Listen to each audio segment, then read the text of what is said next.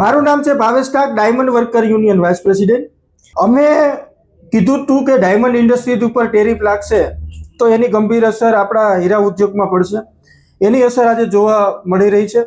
કતારગામ કાચાનગર ખાતે જે Chris DM નામની જે ડાયમંડ કંપની છે એને 200 જેટલા કારીગરોને છૂટા કર્યા છે. 100 જેટલા કારીગરો આજે છૂટા કર્યા છે અને આવનારા દિવસોની અંદર પણ એ છૂટા કરવાનો દોર ચાલુ છે એવી માહિતી અમને મળી રહી છે. કારીગરો અત્યારે યુનિયનની ઓફિસે પોતાના અધિકારોની વાત કરવા આવ્યા છે. તો હું એટલું જ કહેવા માંગુ છું કે જો કારીગરોને છૂટા કરી દેવા, દિવાળીનો સમય છે, દિવાળીના સમયમાં એને કોઈ પણ કામે રાખી શકે એવી પોઝિશન નથી. ઓલરેડી 2 વર્ષ ત્યાં મંદીનો માહોલ ચાલી રહ્યો છે. તો કારીગરોને પોતાનો જે હકના જે પૈસા છે, જે કે ગ્રેજ્યુટી, બોનસ, હકરજા, ગ્રેજ્યુટી આપ્યા વગર જ છૂટા કરી દીધા છે. અને મને એવી પણ માહિતી છે, કારીગરોની વાત કરતા, કારીગરોની સાથે વાત કરતા એવું જાણવા મળેલું છે કે જેનો 15,000 પગાર હોય એને 30,000 નાખી અને આ લોકો બ્લેકના વ્હાઇટ પણ કરે છે.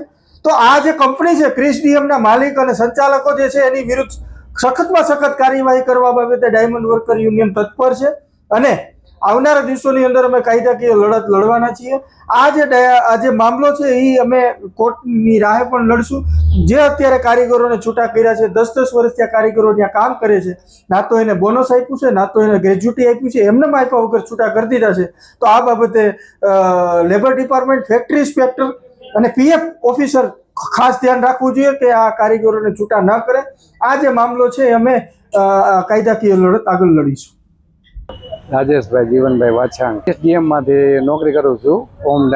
ઓમ બિલ્ડિંગ કાસાનગર 17 વર્ષ ત્યાં નોકરી કરું છું. કારણ જ આપ્યું નથી અને સીધું હાંજે કહી દીધું અમને કે ભાઈ હિસાબ કરી નાખો બધાનો પગાર.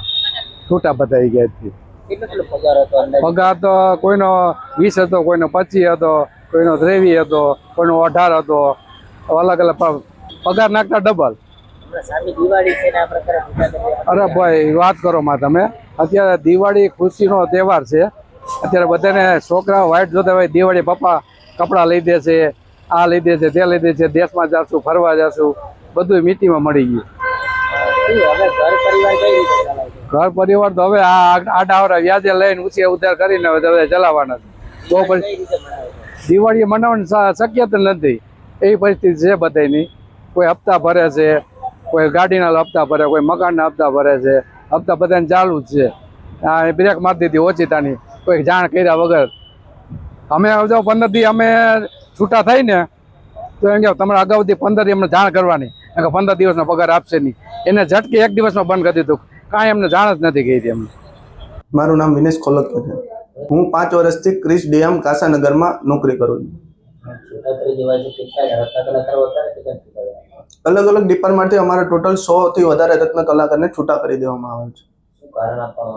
કારણ અત્યારે કોઈ જાણવા મળ્યું નથી અને કારણ કોઈ આપવામાં આવ્યું નથી. મારો 35,000 પગાર હતો. હા, 100% દિવાળી આવી છે. અત્યારે બધા વર્કરને બહાર પણ નોકરી મળતી નથી. બધા જાય જ છે પણ અત્યારે કોઈ બેસાડવા તૈયાર નથી.